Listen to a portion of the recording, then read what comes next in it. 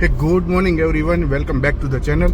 આજે છે સન્ડે અને આમ તો અત્યારે છે બપોરના 1:30 થયા છે, પણ હું મોર્નિંગમાં મારો શેડ્યુલ બધું સવારે 10 વાગ્યામાં મારો વિડીયો શેડ્યુલ હોય. સો ગુડ મોર્નિંગ. અને આજે છે સન્ડે છે તો બહારે જાઉં છું, એક ફ્રેન્ડને મળવા જાઉં છું અને સાંજે આજે જવાનું છે ડિનરમાં બહારે. શ્વેતાના મમ્મી પપ્પા આજે એમની એનિવર્સરી છે, તો એના મમ્મી પપ્પા શ્વેતા, હું અને સાનવી આજે અમે પાંચેયને બહારે જવાનું છે.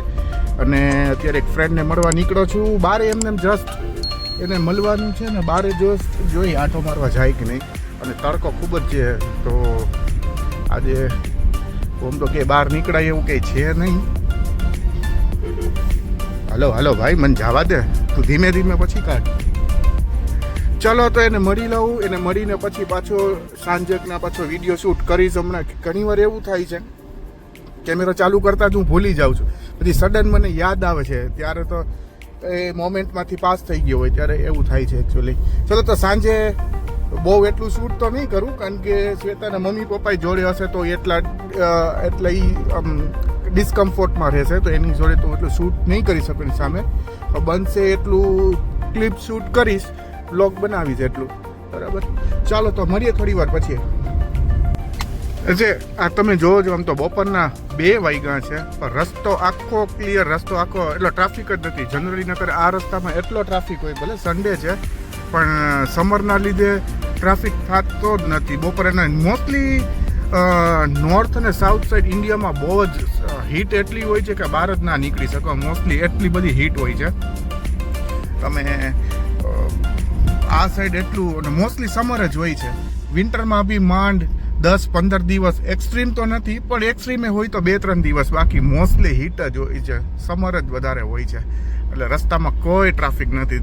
અમુક રસ્તામાં તો તમને ઝોમ્બી જેવું ફીલ થાય, રસ્તો આખો ક્લિયર હોય.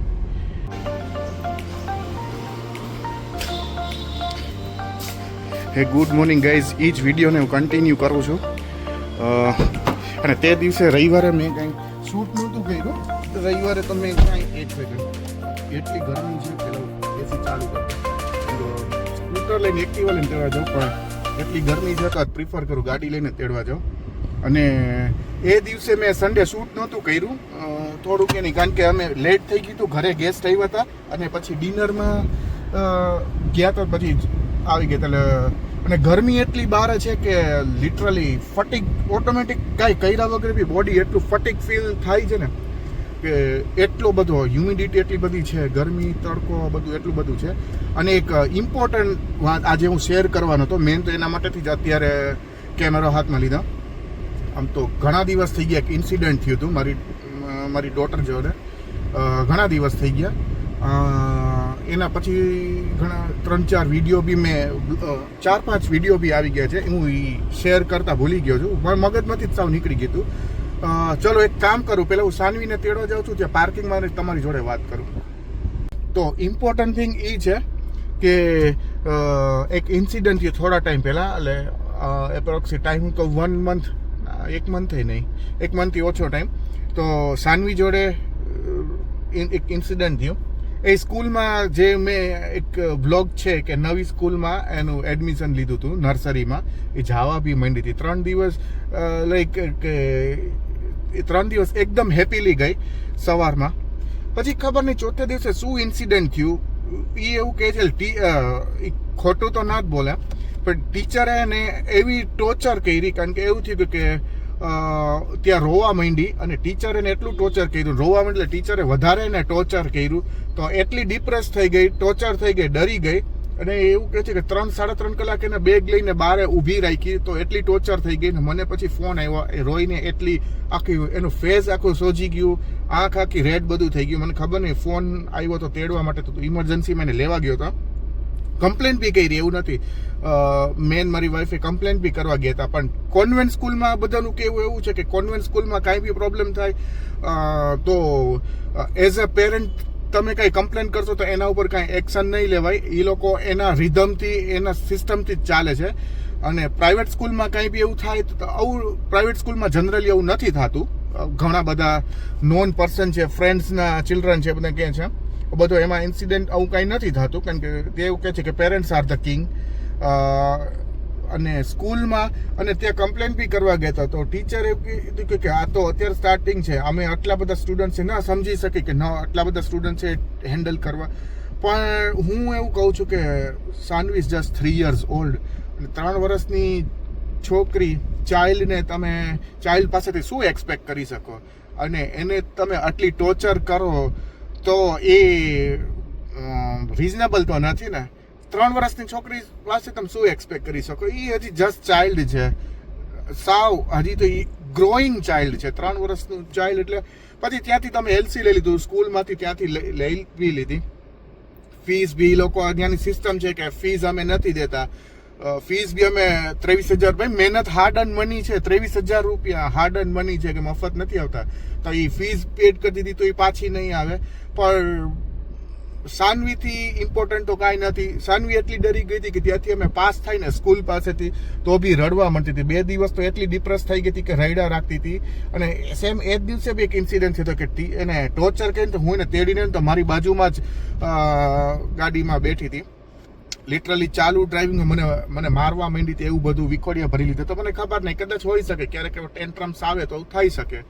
અને પ્લસ પછી જ્યાં એ પ્લે હાઉસ એને જે પ્રી સ્કૂલમાં જે પ્લે હાઉસ એને કમ્પ્લીટ કર્યું છે એ જ સ્કૂલમાં અત્યારે નર્સરીમાં એડમિશન લીધું છે. અત્યારે એ ત્યાં જ જાય છે, ઝુમ્બા સમર કેમ્પમાં જાય છે. અત્યારે એ જ પ્રી સ્કૂલમાં જાય છે, ઝુમ્બા અને ડાન્સિંગમાં. અને નર્સરીમાં જૂનથી જ્યારે સ્ટાર્ટ થશે તો આ જ જગ્યાથી હવે એવો પ્લાન છે કે HKG સુધી અહીંયા જ કન્ટિન્યુ રાખવું, કારણ કે એટલી સેટ થઈ ગઈ છે. અને ટીચર્સ બી બહુ સારું એવું એને ટેકલ કરે છે, બહુ સારું એવું ગાઈડ કરે છે.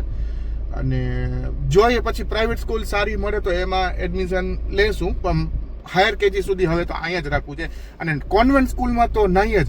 કોન્વેન્ટ સ્કૂલમાંથી કોઈ બી પેરેન્ટ્સ અત્યારે હોય, ઘણા બધા અત્યારે એવું છે કે બહુ બધા પેરેન્ટ્સને એવી ઈચ્છા છે કે મારું ચાઇલ્ડ છે કે સારું સ્પીકિંગ, સારું ઇંગ્લિશ બોલે, સારું સ્પીકિંગ ઓલું એનું સારું એવું ગ્રો થાય, તો કોન્વેન્ટ સ્કૂલમાં પ્રિફર કરે છે. તો કોન્વેન્ટ સ્કૂલમાં અત્યારે હું એવું કહીશ એવું નથી. કોન્વેન્ટ સ્કૂલ ખાલી સ્કૂલ ઉપર તમે ડિપેન્ડ ના કરો. એઝ અ પેરેન્ટ બી તમારી સૌથી વધારે પ્રાયોરિટી એઝ અ પેરેન્ટની આવે છે કે તમે તમારું ચાઇલ્ડ કેવા બેકગ્રાઉન્ડમાં, કેવા એટમોસ્ફિયરમાં રહે છે, તમે એને શું આપો છો. ટીચર નો ડાઉટ ટીચર સારું ગાઈડ કરે, ગુરુ કહેવાય, ટીચર એને સારું ગાઈડ કરે. પણ આવી રીતે જે થાય છે એ તો ખોટું જ છે ને, કે આવી રીતે. અને સારી સ્કૂલ છે, અને કોન્વેન્ટ સ્કૂલમાં કાંઈ બી પ્રોબ્લેમ થાય તો નથી લેવાતું. એટલે જી પેરેન્ટ્સના મગજમાં એવું છે કે કોન્વેન્ટ સ્કૂલમાં ભણીને જ ખાલી ઓલું થાય છે, તો એવું મગજમાં નથી. તમારા લોકોના ઘણા બધાને એવા બધા ઇન્સિડન્ટ થયા છે. પ્લીઝ આ વિડીયોમાં કોઈ એવું પેરેન્ટ જોતું હોય, મારો વિડીયો જોતા હોય તો કમેન્ટ કરજો, કે કેજો શું ઇન્સિડન્ટ થયો, તો કમેન્ટ કરજો કે થયું છે. અને કોન્વેન્ટ સ્કૂલમાં મેજોરિટી બધા એમાં છે. અરે એમાં એડમિશન લેવા માટેથી પેરેન્ટ્સ એટલા દોડાદોડી કરે છે, અને હાર્ડ અર્ન મની છે.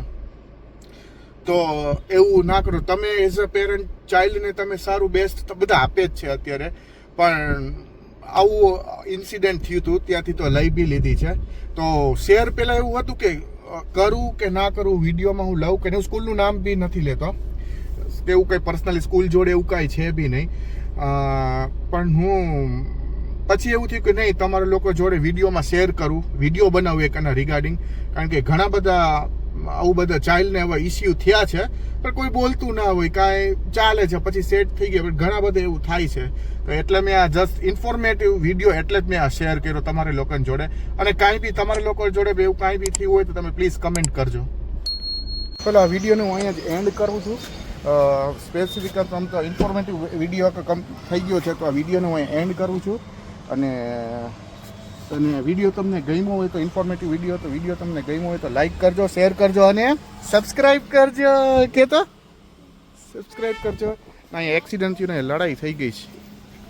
ચલો તો આ વિડીયોનું અહીંયા જ એન્ડ કરું છું. ચાલો તો મળીએ નેક્સ્ટ વિડીયોમાં. ટીલ દેન બાય બાય.